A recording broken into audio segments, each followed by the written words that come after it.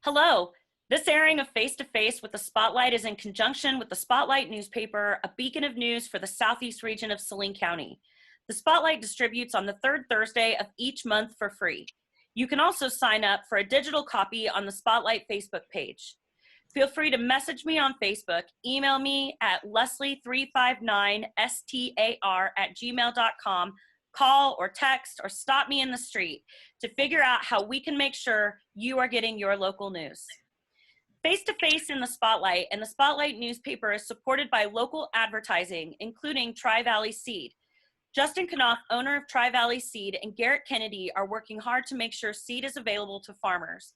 Tri-Valley Seed offers Pioneer brand seed product, and when they say with you from the word go, that includes being with you when issues arise that are important to the community. Tri-Valley Seed supports the relationships it takes to sustain community. This podcast is also sponsored by Waddles Heating and Cooling in Salina. Waddles Heating and Cooling, the local Carrier factory authorized dealer, has met all the requirements specified by Carrier regarding customer satisfaction, professionalism, ability to honor warranties, and have the appropriate licenses and liability coverage to serve you. Waddles Heating and Cooling, a business conducted by Charlie and Elaine Waddle and their son Bruce, residents of rural Kip, as well as many other committed employees, make customer service their top priority. Additional businesses worthy of appreciation include Ad Astra Books and Coffee House, the Citizen State Bank and Trust Company, Nelson Green Line, Hobbs Creek Veterinary Services, the Saline County Farm Bureau, All American Sales, the Appliance Center, and K4 Garage, all businesses and organizations with roots in the southeast region of Saline County. My name is Leslie Manning, publisher and owner of the Spotlight newspaper. Today's guests on Face to Face in the Spotlight are involved in summer youth sports programming at the coaching level. Due to COVID-19, youth sports has implemented different regulations for the 2020 summer season. So today I would like to introduce to you Huey Counts, the head coach of the Salina Burn, a youth track team that currently the athletes participating are long distance runners attending conditioning practices, and that group is comprised near 75% of southeast of Saline students. And Janelle Thiel, head softball coach for the Hornets, a summer youth softball team comprised of 10 and under students from southeast of Saline. Hello, thank you for being on the show. Hi, thanks for having us. Hello. Hi. Well, I want to ask a few questions and give each of you a chance to field them. And the first question, I'd like you to describe a little bit the program that you're coaching and then what additional regulations you are implementing into your program to ensure safety for athletes. Huey, I'm going to ask you to go first. Okay. Actually, we have the Salina Burn Track and Field Club, which we have grades third grade up through high school. We start around spring break, and typically we end on Memorial Day. So because of the COVID situation, our entire season was wiped out. This week, we're starting our older kids, getting ready for middle school and high school cross country. So obviously everybody's in 7th grade and above. We had 20 athletes at our first meeting. I've already got requests from some more athletes that want to join. I think we'll end up around 25 to maybe even 30. And I'm going to bet that 17 to 20 of them that will be from southeast of Saline. First off, we get a bit of a break because we're distance runners and we're outside. We're not confined inside. So we don't have to be overly concerned about that. At our first practice we had last week, we did some warm-up exercises, and we kind of kept everybody a few feet apart so they weren't like really on top of each other. And then we went on like a 30-minute run for the different kids, and they were kind of running in groups of 3 or 4 with their friends. But as far as like addressing saying, hey, stay 6 feet away or run horizontal, we didn't do anything like that. We're going to talk a little bit about more of that tomorrow. We have a long run scheduled for in the morning, and talk a little bit about to the parents.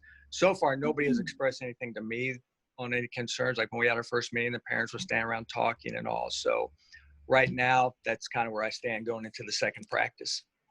Okay. Thank you, Huey. Yeah. Janelle, what is your program, and what regulations are you seeing being implemented in order to keep your athletes safe? Okay. Well, typically the Salina Parks and Recs has the program for our girls or for softball and baseball players for the Salina and other rural areas. But because of COVID-19, Salina Park and Rec decided that they weren't going to sponsor that. And so we have, in our community, there's a group of people, Lauren Fisher, Chuck Vogan, Tiffany Bennon, and Daryl Holting. And I'm sorry if I'm forgetting someone else, but they came together to form a club called, or an organization called Keep Salina Playing. And through them, they've been kind of the force to get teams to continue playing. And so they've started a league, and it's, like I said, it's called Keep Salina Playing. And so that's who basically my girls are going to be playing for, is a Salina League, Keep Salina Playing.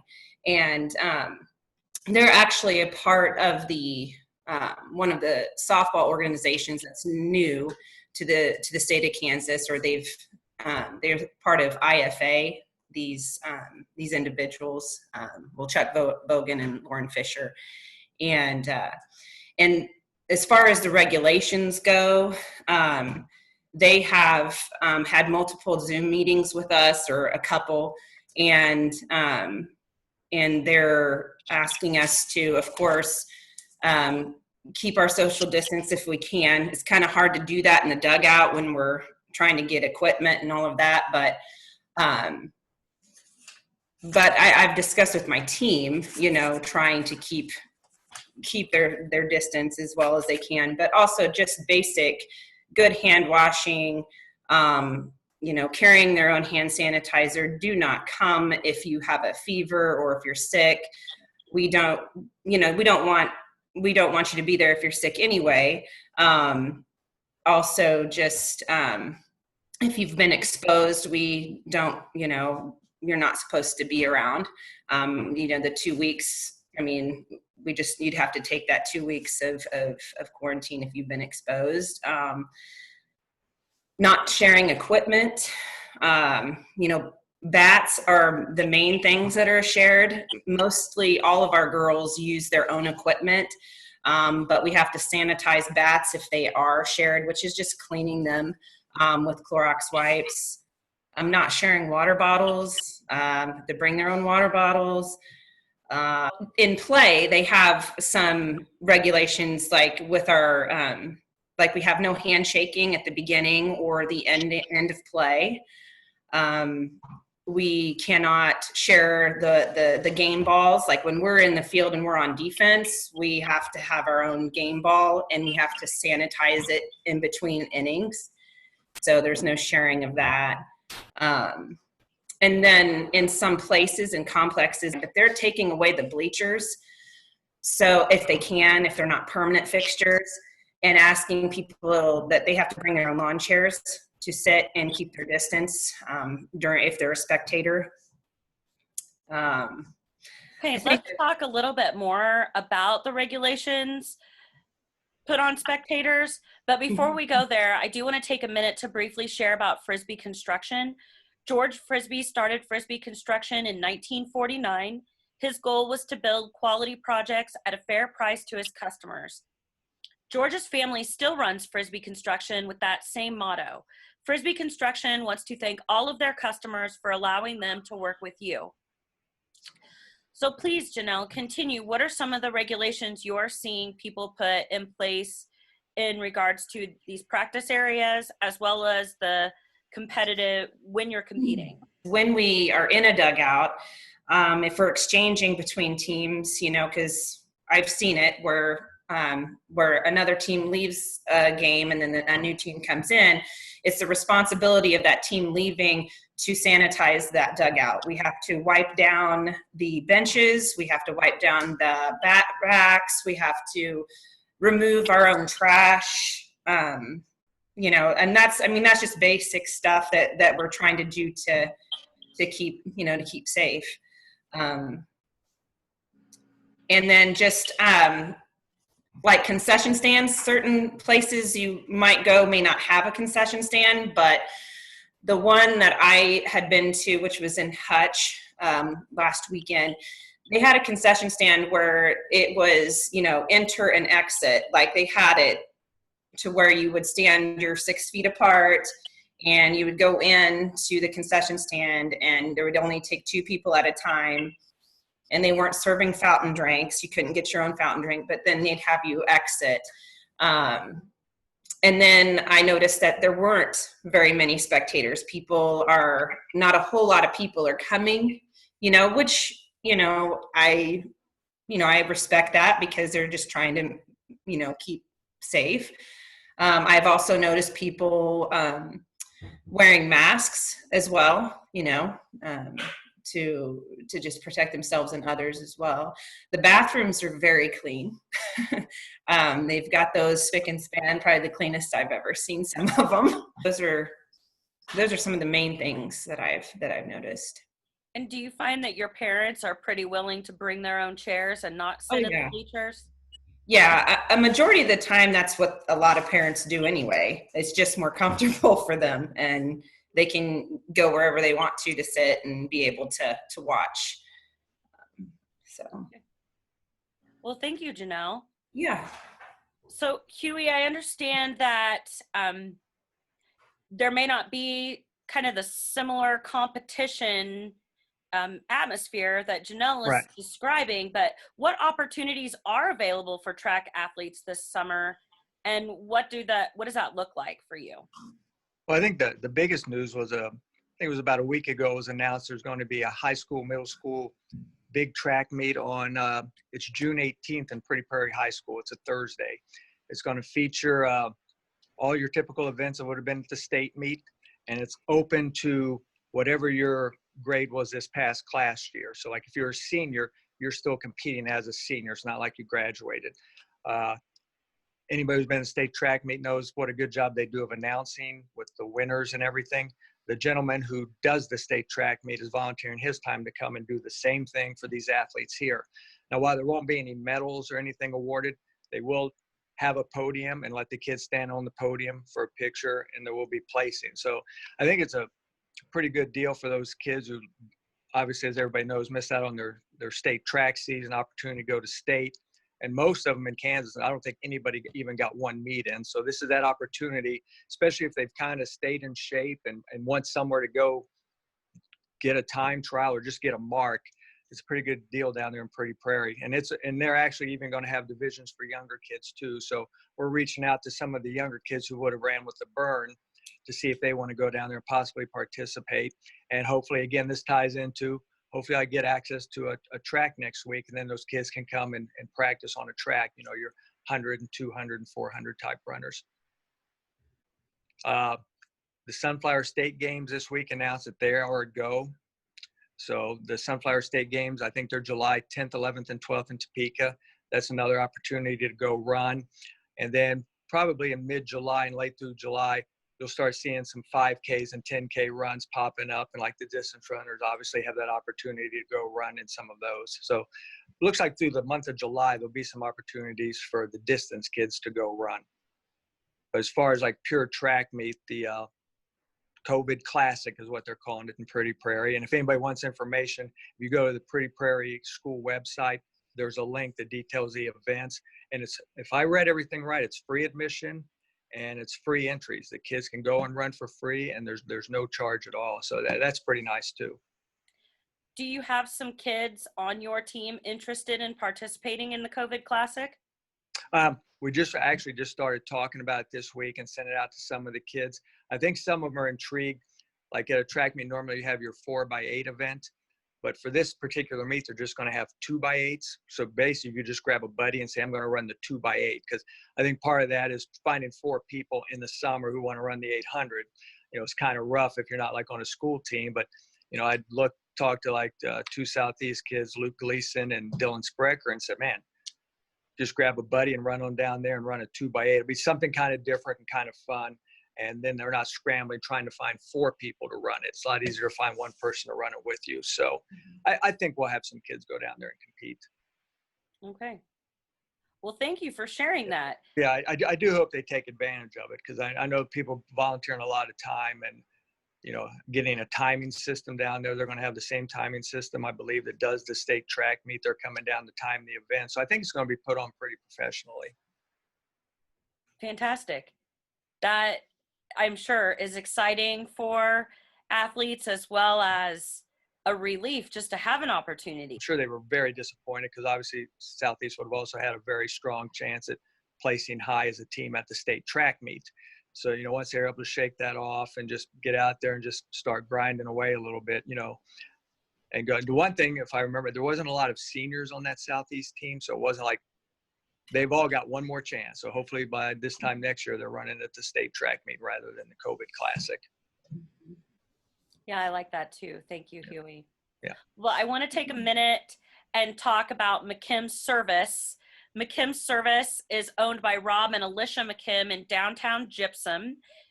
The service technician at McKim's Service include Rob McKim and Vernon Cathy, and they will repair all makes and models. McKim's Service is a major repair shop as far as major mechanical and electrical repair. He and Vernon work on transmission repair, heating and cooling issues, brakes and suspensions, and any electrical repair. So Huey, coming back, you mentioned there's this opportunity in Prairie Village, the Sunflower Games. Right. So what travel expectations, maybe rules, are you implementing this summer in response to the COVID-19 pandemic? Or maybe it's just always been how long distance runners travel when they go to these different competitions. But what's going to happen that you believe will be good for their safety and health?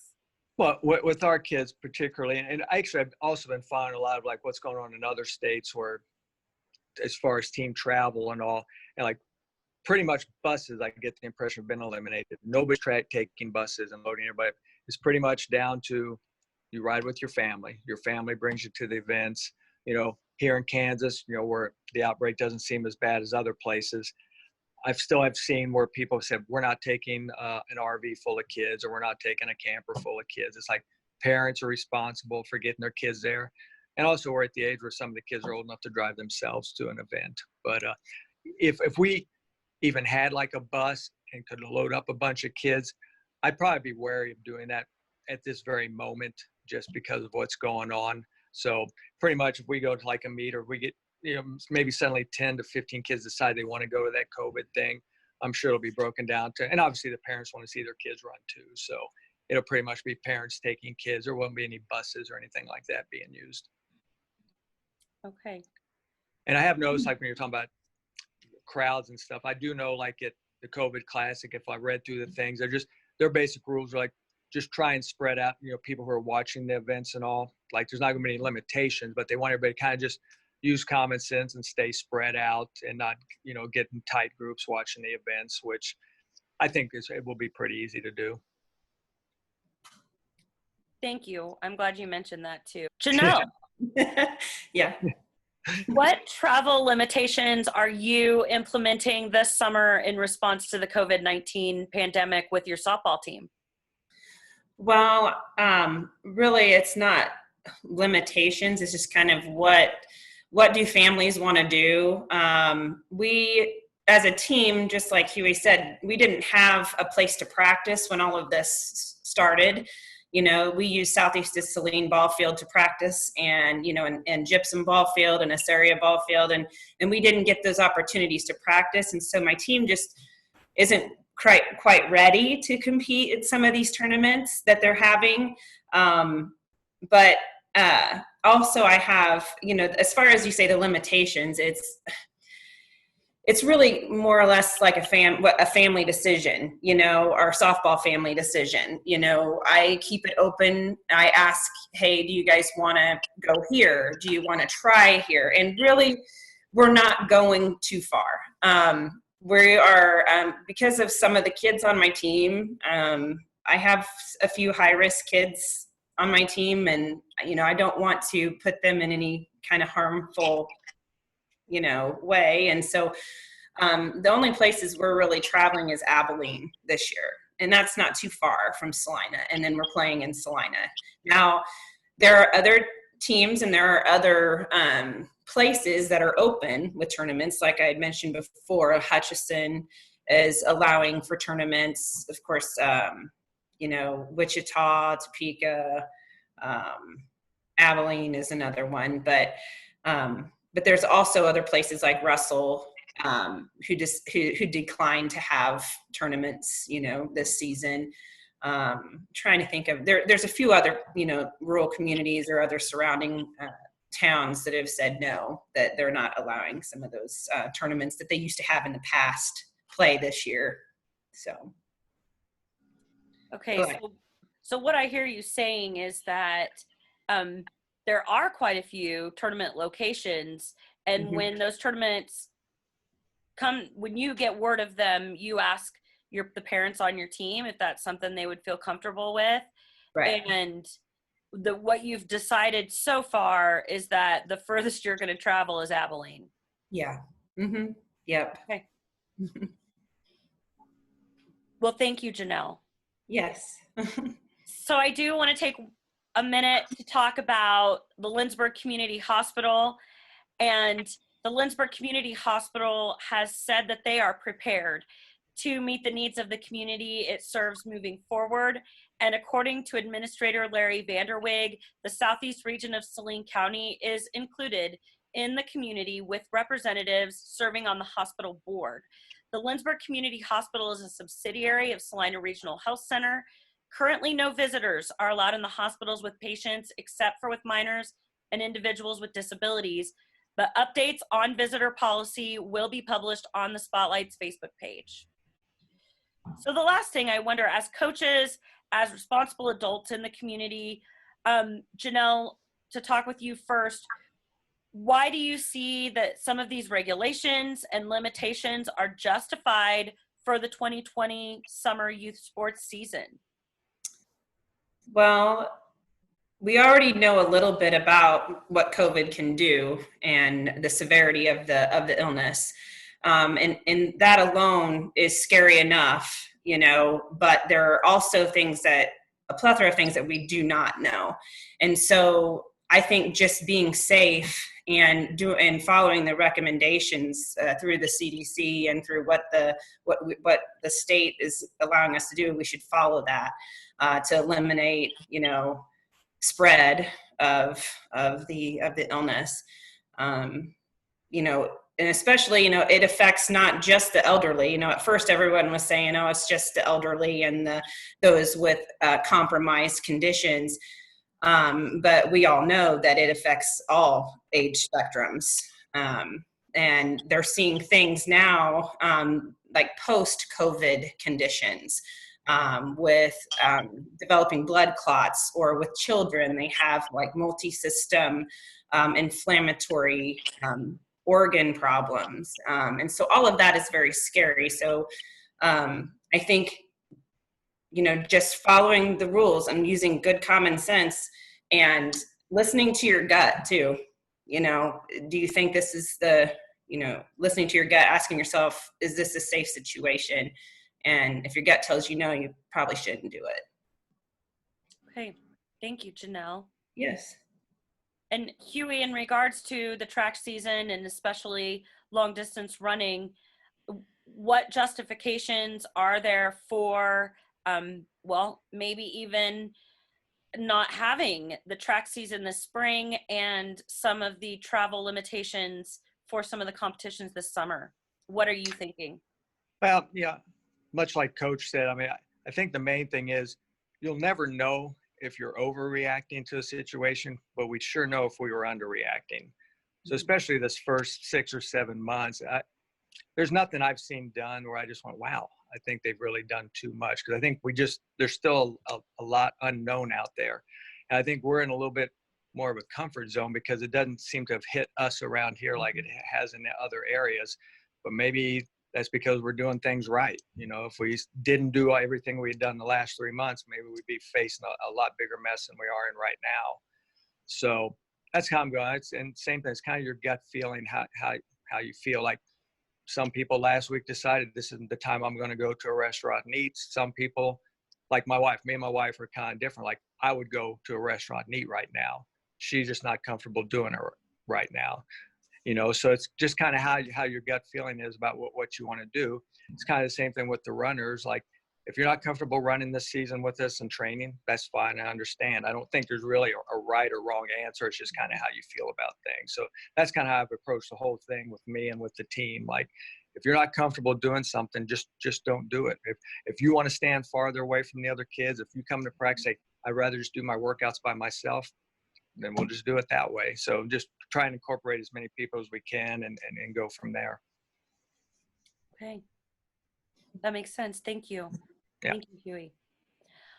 Well, I appreciate you both being on the show today. Coach Janelle Thiel with the Southeast Hornets and Coach Huey Counts with the Salina Burn. Thank you so much for sharing what your experiences have been and are right now and what you're kind of seeing could be happening in the future. So thank you for being here and thank you for your time. Hey, you bet. You bet. Thank you. Absolutely. And to you, fellow community members, thank you for watching Face to Face in the Spotlight.